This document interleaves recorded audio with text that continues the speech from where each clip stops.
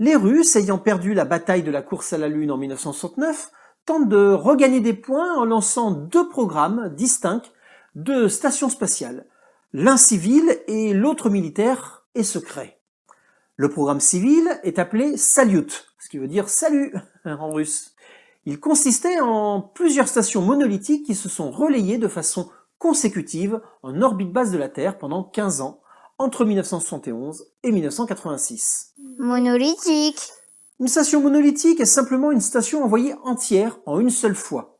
Les stations modernes, comme la Station spatiale internationale, sont dites modulaires. Elles sont construites en plusieurs fois en ajoutant des éléments.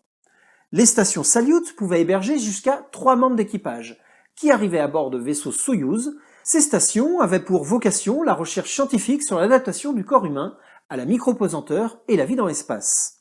Le programme Salyut comportera 5 stations. Salyut 1 en 1971 qui hébergera un seul équipage durant 23 jours.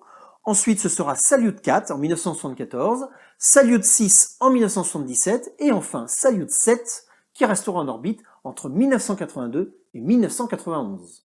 Quelles sont devenues les stations 2, 3 et 5 ? Eh bien vu, je vois que vous suivez bien toutes les deux. Tout à l'heure, j'ai parlé d'un autre programme de station spatiale russe secret. C'est le programme Almaz, ce qui veut dire diamant en russe.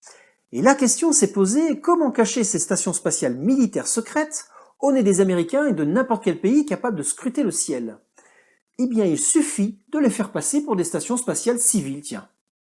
D'où le lancement de stations spatiales Salyut 2, 3 et 5, qui étaient en réalité des stations Almaz, qui ont été lancées en 1973, 1974 et 1976.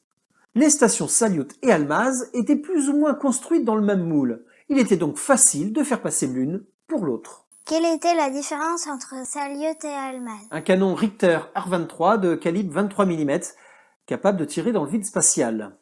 Les stations Almaz intégraient ce canon comme autodéfense. Les Russes pensaient se faire griller et que les Américains viendraient tenter de démanteler la station. Le but des stations Almaz était avant tout le renseignement. Un seul tir fut testé, en fin de vie de la seconde station Almaz, en l'absence d'équipage.